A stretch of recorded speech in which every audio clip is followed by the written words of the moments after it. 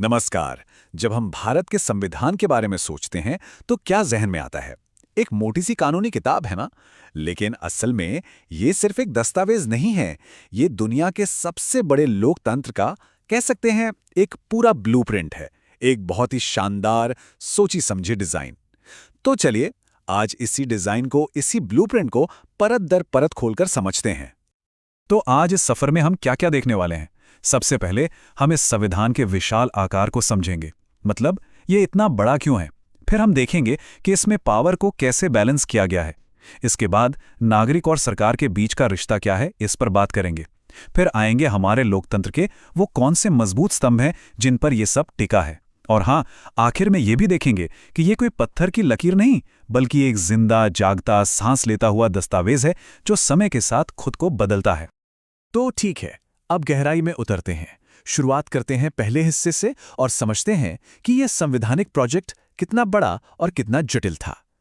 जरा इस नंबर पे गौर कीजिए, 470 से ज्यादा आर्टिकल्स। ये भारत के संविधान को दुनिया का सबसे लंबा, जी हां, सबसे लंबा लिखा हुआ संविधान बनाता है। तो सवाल उठता है कि भाई इतना बड़ा क्यों बनाया? देखिए, वजह साफ थी। भारत की जबरदस्त डाइवर्सिटी, मतलब हर तरह के लोग, भाषाएं, धर्म, फिर केंद्र और राज्यों के बीच के जो पेचीदा रिश्ते हैं, और हमारे संविधान बनाने वालों की दूर की सोच। वो चाहते थे कि कोई भी चीज अधूरी या अस्पष्ट न रहे, हर बात साफ साफ लिखी हो। अच्छा, एक और मजेदार बात यह है कि हमारे संविधान बनाने वाले एक तरह से दुनिया के सबसे अच्छे आइडियाज की शॉपिंग पर निकले थे। उन्होंने ब्रिटेन से पार्लियामेंट्री सिस्टम का ढांचा उठाया, अमेरिका से नागरिकों के मौलिक अधिकारों की गारंटी ली, तो आयरलैंड से सरकार को रास्ता दिखाने वाले सिद्धांत लिए। लेकिन, और ये सबसे जरूरी बात है, उन्होंने किसी भी चीज को आंख बंद करके कॉपी पेस्ट नहीं किया। नहीं, हर विचार को लिया, परखा और फिर उसे भारत की जमीन, यहाँ के लोगों और जरूरतों के हिसाब से ढाला। चलिए, अब कहानी में थोड़ा और आगे बढ़ते हैं। अब देखते हैं कि ये संविधान पावर को, यानी शक्ति को, कैसे बांटता है और उसे बैलेंस में रखता है। ये इसके पूरे स्ट्रक्चर का, इसकी पूरी वास्तुकला का सबसे अहम हिस्सा है। भारत का जो पॉलिटिकल स्ट्रक्चर है ना, उसमें एक बड़ा ही अनोखा संतुलन है। बाहर से देखने पर यह फेडरल लगता है, मतलब संघात्मक, जहां केंद्र और राज्यों के बीच शक्तियां बटी हुई हैं। लेकिन अंदर से इसकी आत्मा एकात्मक है, यूनिटरी है। मतलब जरूरत पड़ने पर सेंटर बहुत मजबूत हो जाता है। और ये डिजाइन जानबूझकर ऐसा बनाया गया था ताकि भारत जैसे विशाल और विविध देश को एक साथ मजबूती से बांध कर रखा जा सके। और पता है, इसी अनोखे मिक्सचर के लिए एक एक्सपर्ट थे, केसी वेयर। उन्होंने एक बड़ा ही सटीक शब्द दिया, क्वाजी फेडरल, यानी अर्धसंघीय। ये शब्द एकदम परफेक्टली बताता है कि भारत न तो पूरी तरह से फेडरल है और न ही पूरी तरह से यूनिटरी। ये इन दोनों का एक खास संगम है। अच्छा, संविधान की एक और खासियत है, ये एक ही समय पे सख्त भी है और लचीला भी। कमाल है ना? देखिए, कुछ बदलाव तो बड़े आराम से हो जाते हैं। जैसे किसी नए राज्य का बनाना हो तो संसद में एक सिंपल मेजॉरिटी से काम चल जाता है। लेकिन जहां बात संविधान के मूल ढांचे की आती है, जैसे कि हमारे मौलिक अधिकार, तो वहां बदलाव करना लोहे के चने चबाने जैसा है। उसके लिए एक बहुत ही सख्त, एक स्पेशल प्रक्रिया से गुजरना पड़ता है।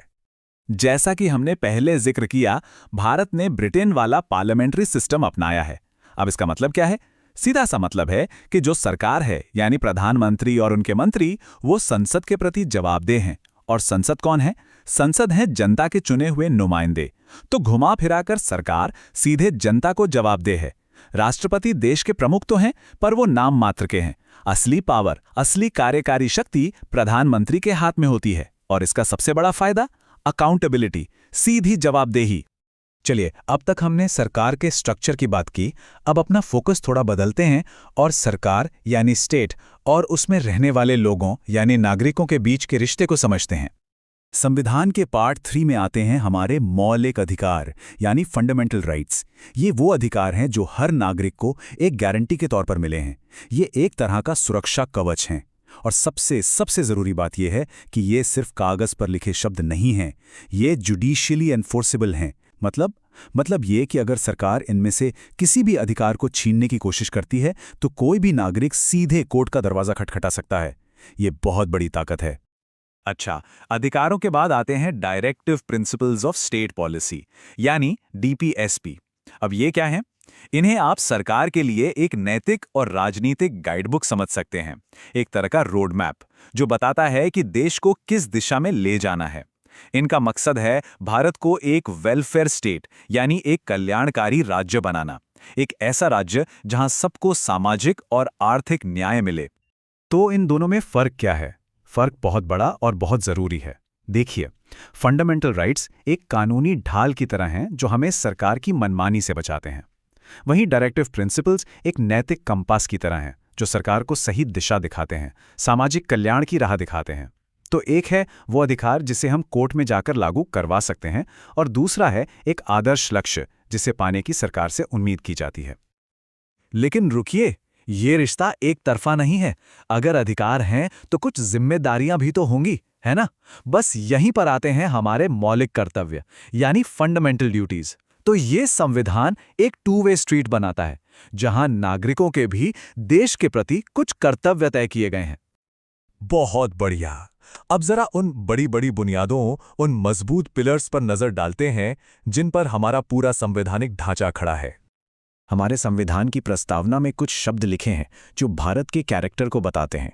सॉवरेन यानी हम अपने फैसले खुद लेंगे, सेक्युलर यानी सभी धर्मों का बराबर सम्मान, डेमोक्रेटिक यानी लोगों द्वारा चुनी गई सरकार, और रिपब्लिक यानी देश का मुखिया कोई राजा रानी नहीं बल्कि चुना हुआ राष्ट्रपति होगा। और इन सब के साथ यूनिवर्सल एडल्ट फ्रेंचाइज, मतलब 18 साल से ऊपर के हर नागरिक को वोट का अधिकार बिना किसी भेदभाव के। ये हमारे लोकतंत्र की जान है, उसकी नींव है। तो सवाल ये है कि इन सब ऊंचे ऊंचे आदर्शों की, इन अधिकारों की रक्षा कौन करेगा? इसका जवाब है एक आजाद न्यायपालिका, हमारी इंडिपेंडेंट जुडिशरी, जिसके टॉप पर है सुप्रीम कोर्ट। और अपनी जुडिशियल रिव्यू की ताकत से ये संविधान की और हम नागरिकों के अधिकारों की सबसे बड़ी रक्षक, एक गार्जियन की तरह काम करती है। और अब हम आते हैं अपने आखिरी हिस्से पर। चलिए ये समझते हैं कि ये संविधान कैसे एक जीता जागता दस्तावेज है जो वक्त के साथ खुद को ढालता है, और मुश्किल समय या संकटों से निपटने के लिए इसमें क्या इंतजाम किए गए हैं। हमारे संविधान में एक तरह का इमरजेंसी मोड भी है। इसमें 3 तरह के आपातकालीन प्रावधान हैं। ये तब के लिए हैं जब देश पर कोई बहुत बड़ा खतरा आ जाए, जैसे युद्ध या कोई बड़ी आर्थिक अस्थिरता। जब इमरजेंसी लगती है तो देश का जो फेडरल ढांचा है वो कुछ समय के लिए यूनिटरी बन जाता है। इससे केंद्र सरकार को देश को संभालने के लिए जबरदस्त शक्तियां मिल जाती हैं ताकि वो संकट से निपट सके। तो 70 साल से ज्यादा का वक्त गुजर चुका है और हमारा संविधान आज भी खड़ा है, प्रासंगिक है।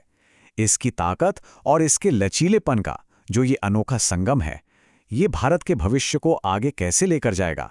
ये एक ऐसा सवाल है जो हमें सोचने पर मजबूर करता है, और जिसका जवाब शायद आने वाला कल ही देगा।